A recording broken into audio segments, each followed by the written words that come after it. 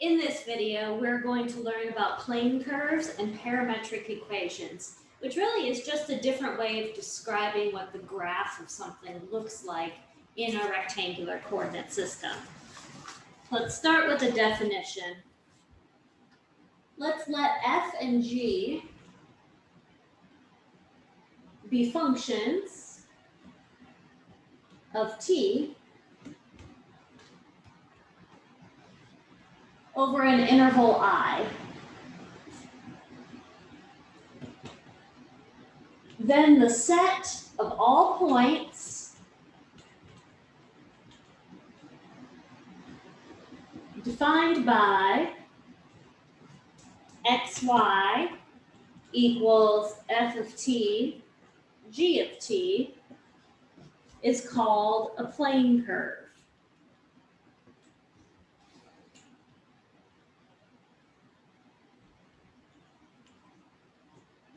The equations x equals f of t and y equals g of t are called parametric equations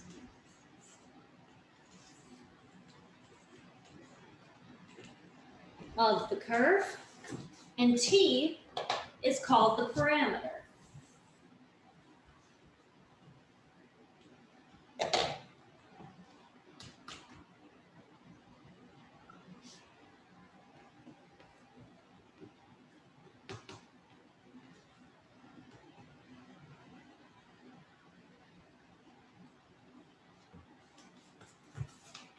So let's just do an example right away.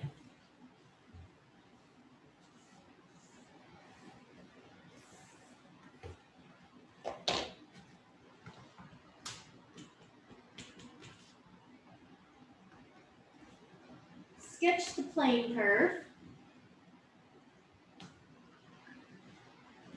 defined by x equals absolute value of t minus 2 and y equals t divided by 2 over negative 4 is less than t is less than or equal to 4. So the way I would draw this curve is first come up with a bunch of points. So I'm going to make a table, values of t, x, and y. So my t is between negative 4 and positive 4.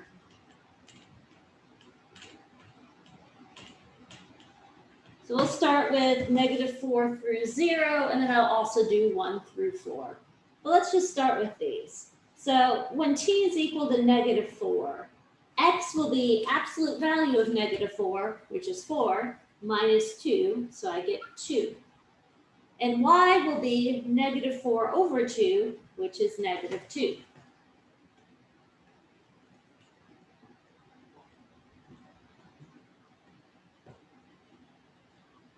So I get a point over there at 2, negative 2. That's where t was negative 4.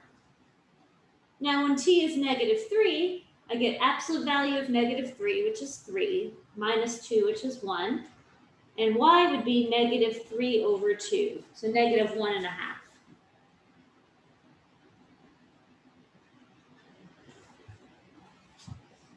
When t is negative 2, I get absolute value of negative 2 minus 2, which is 0. And y would be negative 2 over 2, which is negative 1.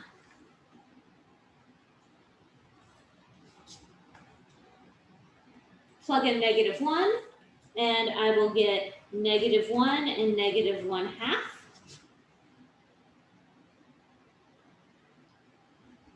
And when I plug in 0, I get negative 2 and 0.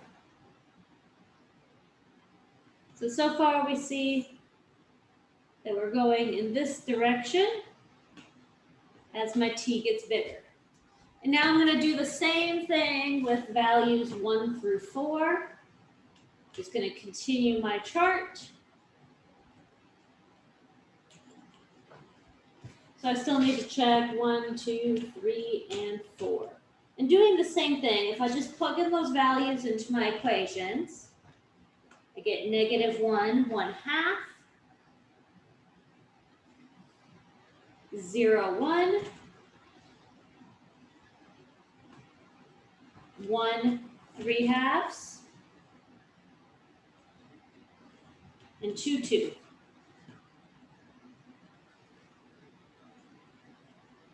And I continue in this direction. So that graph over here is the graph of the planar curve, and notice that it has a direction that it follows. So as t increases, we follow the curve in this direction. Let's do another example.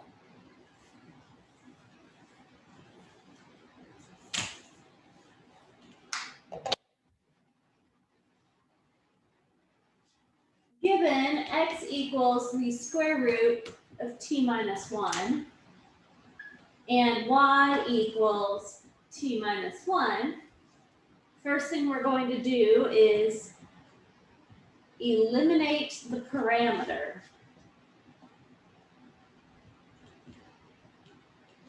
And write an equation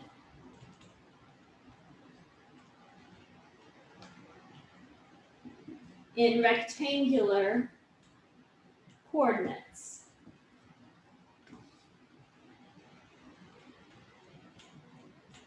So by eliminating the parameter, they just mean let's play around with this and rewrite it so we don't have a t anymore. We'll just have x's and y's.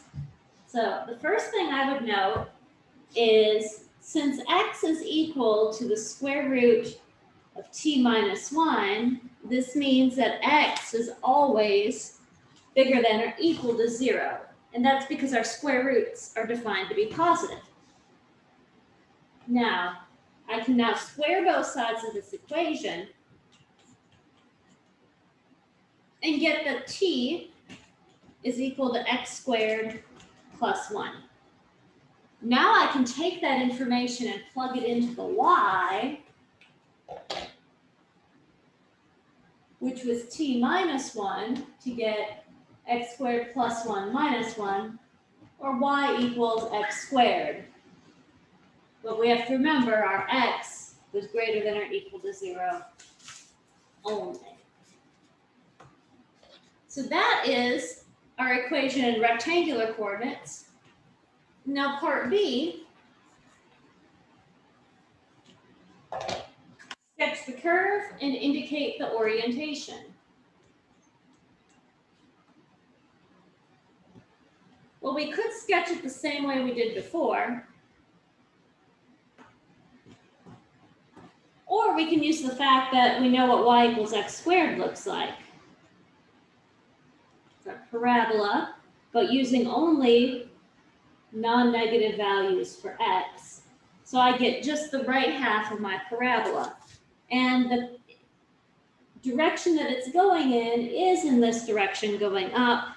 And the way I can show that is when t is equal to 1, my x would be equal to 0, and my y would be equal to 0, plugging t equals 1 to my original parametric equations. And when I plug in t equals 2, I end up with the point 1, 1. So as t is increasing, I'm going up my parabola. All right, let's do another example like that, where we eliminate the parameter.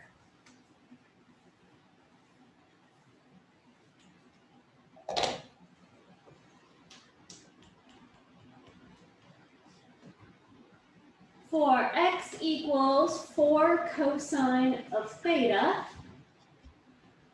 and y equals -4 sine theta, first, eliminate the parameter.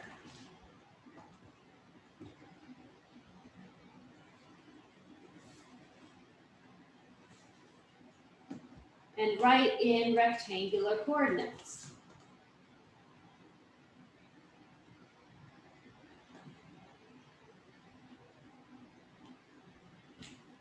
So this one's a little bit trickier. I'm not just going to solve for my parameter theta, because that would involve inverse trig functions and it would get kind of ugly. But what I can do is remember some of my trig identities. We do know sine squared plus cosine squared is 1. So if I look at x squared plus y squared, that's going to be, my x squared would be 16 cosine squared theta, and my y squared would be 16 sine squared theta. So I have x squared plus y squared equals 16 times cosine squared theta plus sine squared theta. Then using that trig identity, I get x squared plus y squared is 16. That's my Cartesian or rectangular coordinate equation. It's the equation of a circle with radius 4 centered at the origin. So part B, let's sketch it.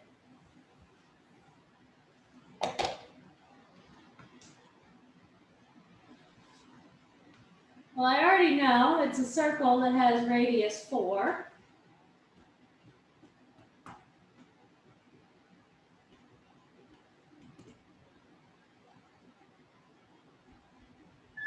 The only thing I don't know just by looking at this is what direction is this going around? To figure that out, let's just plug in some values for theta and see what direction we're going around our circle. When theta is equal to 0, if I plug theta equals 0 into my original parametric equations, I get my x is 4 cosine theta, so 4 cosine 0 is 4, and my y was 4 sine theta, or sorry, negative 4 sine theta, so I would get negative 4 times 0, which is 0. So 4, 0, that's this point right here, that's where I'm starting. And now let's pick another theta. Now, normally we go 0, 1, and 2 and things like that, but let's pick something that's easy to evaluate in trig functions. I'm just going to use pi over 2. If theta is pi over 2, which is bigger than 0, so we're increasing our parameter, my x would be 4 cosine of pi over 2, so that's 0, and my y would be negative 4 times sine of pi over 2, so I get negative 4. That's this point down here, so this tells me I'm going around my circle clockwise. As my parameter increases, I go around the circle in a clockwise motion. Now, our parametric equations can be used to model motion of objects.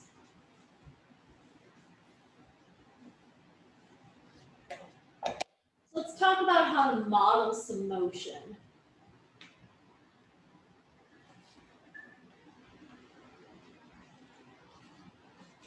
Let's let t greater than or equal to 0 represent the time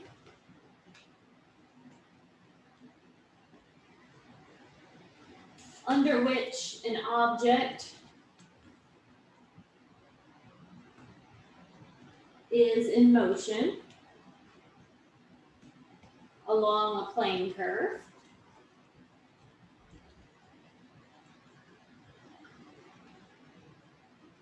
And we're going to let x0, y0 represent the initial position at time t equals 0.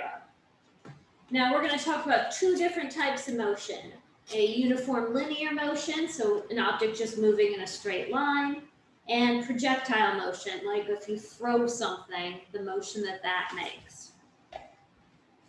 So let's start with our uniform linear motion.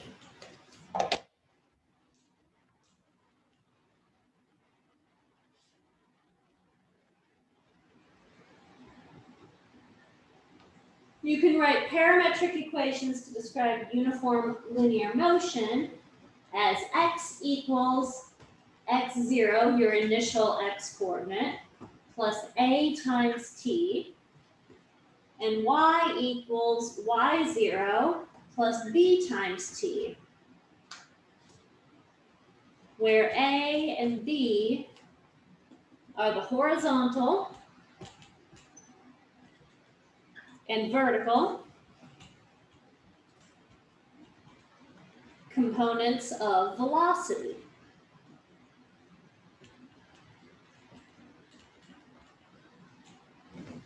So if you have the velocity, you can figure out your parametric equations representing the motion just by following this formula.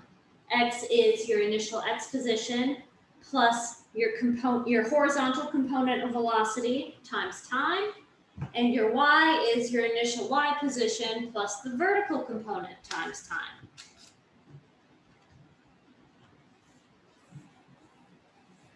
And let's talk about projectile motion.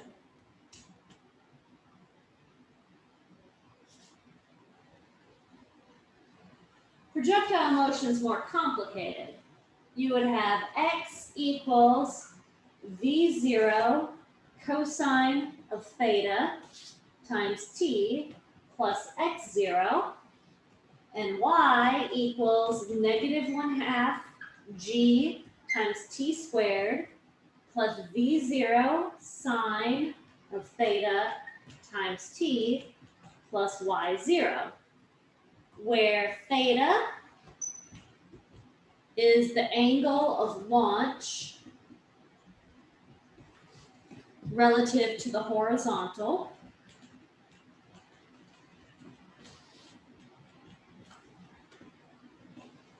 V0 is the initial speed, which is the magnitude of initial velocity.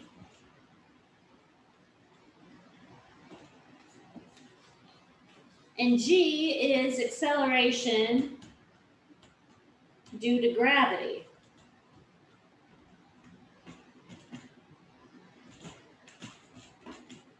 So that just depends on what units we're using. You might already know some of that. G would either be 32 feet per second squared, or G equals 9.8 meters per second squared on the surface of Earth. So we're going to do an example both of the uniform linear motion and a projectile motion, and that will finish up this video for us. So first, let's do the uniform linear motion.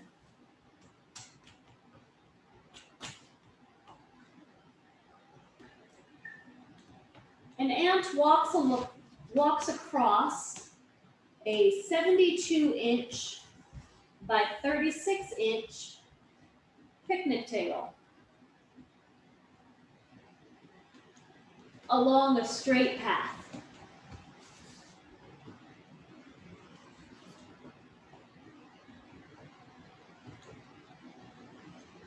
The origin of the rectangular coordinate system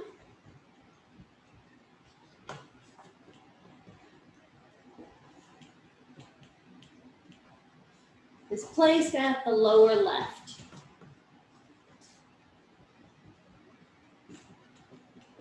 If the ant walks from point A, which is 7210, to point B, which is 2036, in 13 seconds, write parametric equations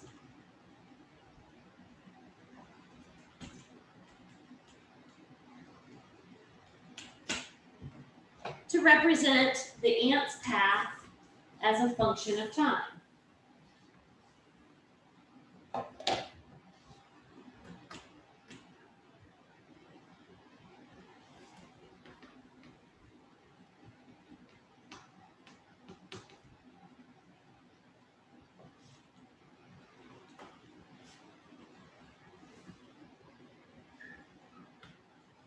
Then Describe the ant's location.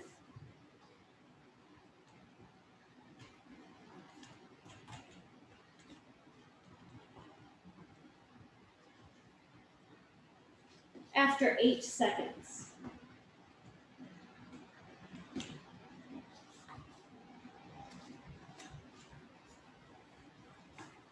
So I'm going to draw a quick picture showing the situation. It's not going to be a very fancy picture. So here's my origin 0, 0. We know the picnic table is 72 inches by 36 inches. We're starting at A, which was 7210. I'll just say that's here. And we're walking to B, which was 2036. And we'll just say that's here. And so the ant is walking along that straight path in that direction. And we want to find parametric equations to describe this. Well, we know that x should be equal to x0 plus at. Well, my x0, that's the easy part. That's just going to be 72, where I initially start. The hard part is finding the a. The a is going to be my horizontal component of my velocity. So what is my change in horizontal? I'm going from 72 to 20. So 20 minus 72. But I'm doing this in 13 seconds. So my velocity would be 20 minus 72 over 13. And that's times my t. So if I simplify this, I get x is equal to 72 minus 4t. That is one of my equations to describe this motion. Now for the y, I do something similar. y0 plus vt. My y0 is 10. And my b is the change in my y, so 36 minus 10 over my 13 seconds times t. And that simplifies to 10 plus 2t.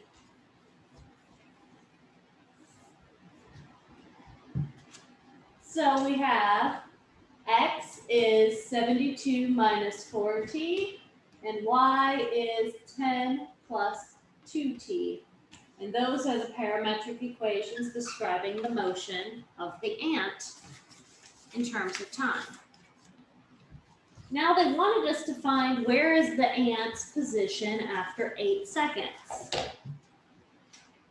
So at time t equals 8 seconds, we have the x position is 72 minus 4 times 8, which is 72 minus 32, 40. And y is 10 plus 2 times 8. So 10 plus 16 is 26. So the location of the ant after 8 seconds is at the point 40, 26. So that's how you deal with uniform linear motion. You just follow that same setup. The hard part is finding the a and the b in the formulas, but you get that by finding the horizontal change over time and the vertical change over time. Don't forget to divide by the time because we're talking about velocity. Now let's do one last example, but we're going to do projectile motion for the last example. And there's lots of parts to it.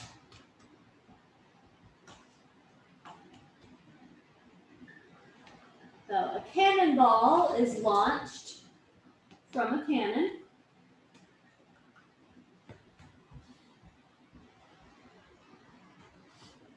At an initial height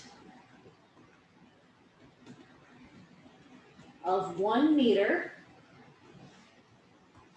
at an angle of 30 degrees to the horizontal,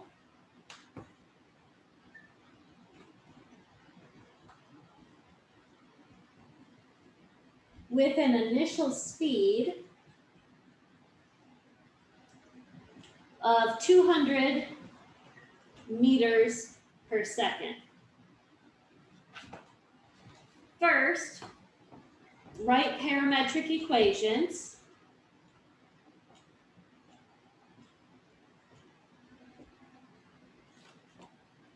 To model the path of the cannonball.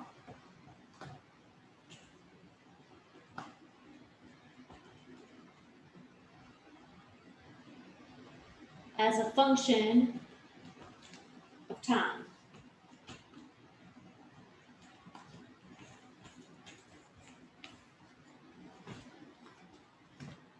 So first, let me just draw a quick sketch of what's going on. Very rough sketch. So I have here at the point 0, 1, that's where the cannonballs originally launched. And we have an angle of 30 degrees to the horizontal, and we have our initial speed of 200 meters per second.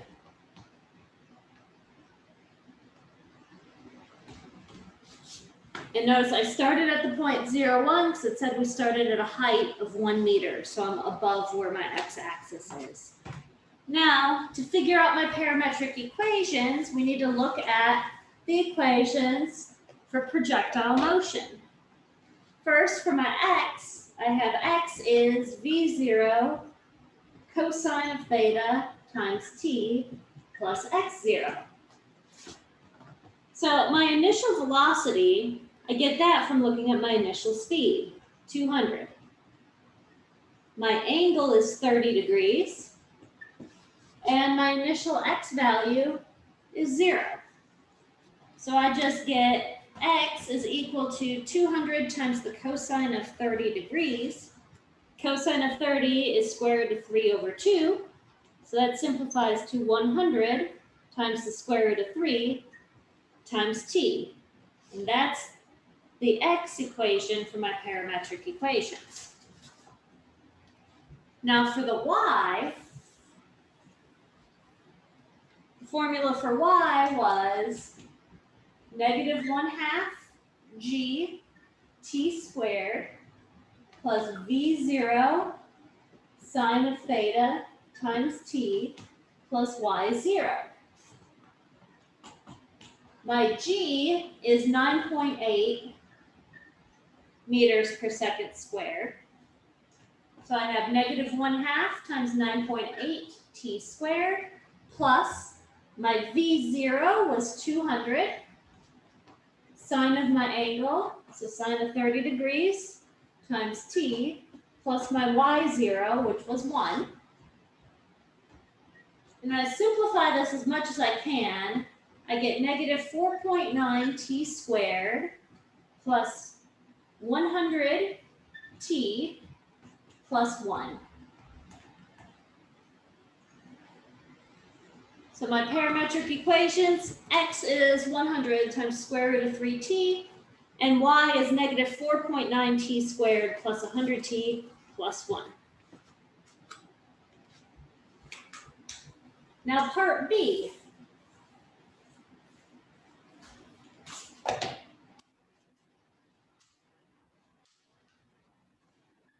For how many seconds is the cannonball in the air?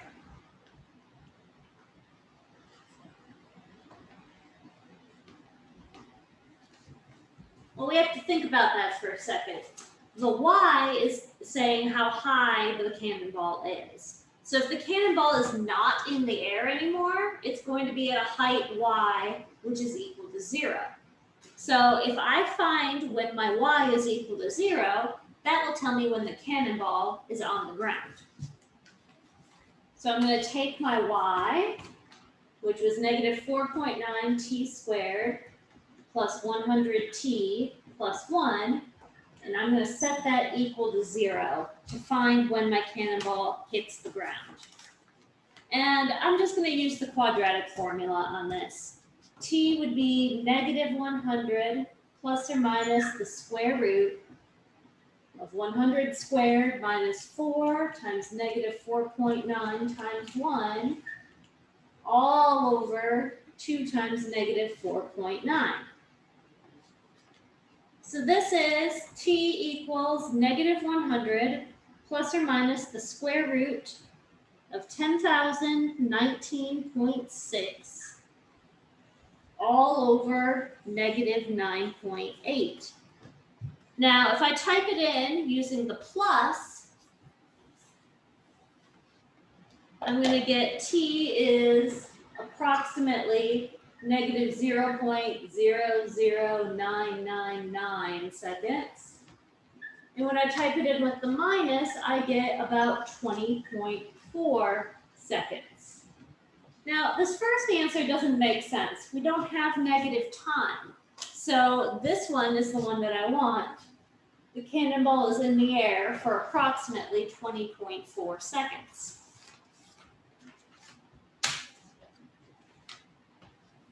Part C. Find the horizontal distance traveled to 1 decimal place. Well, let's think about that. We used the y when we were figuring out how long the cannonball was in the air, because that's a vertical distance. The horizontal distance is an x distance. So I need to use my x equation. Now, my x, when t is 0, is before it started moving, and I want to know how far this cannonball goes at the end. So I need to plug in my t equals 20.4 seconds to figure out where this cannonball is located by the time it hits the ground. So I have my 100 times square root of 3 times my t, and I get that this is approximately 3,533.4 meters that this cannonball travels horizontally.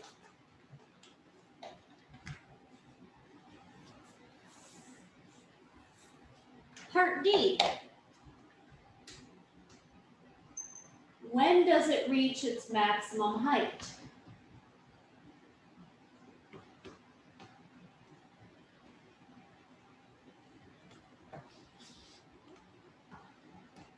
Well, now we're talking about height again.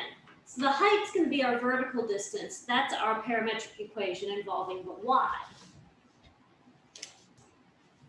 So let me write down my y equation again. Y was equal to negative 4.9 t squared plus 100 t plus 1. This is a quadratic equation, and it's opening downward like that, so the maximum height occurs at the vertex. So I need to find the vertex. I would have my negative b over 2a. So t is negative 100 over 2 times negative 4.9. That is 100 over 9.8, which is about 10.2 seconds. So the cannonball reaches its maximum height after about 10.2 seconds. Lastly, what is the maximum height?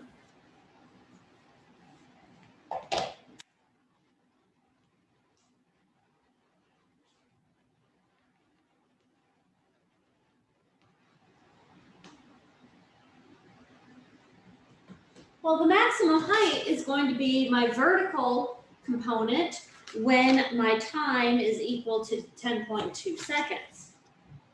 So let me take my y equation, and I'm going to plug in my 10.2 seconds. And that will get me my maximum height.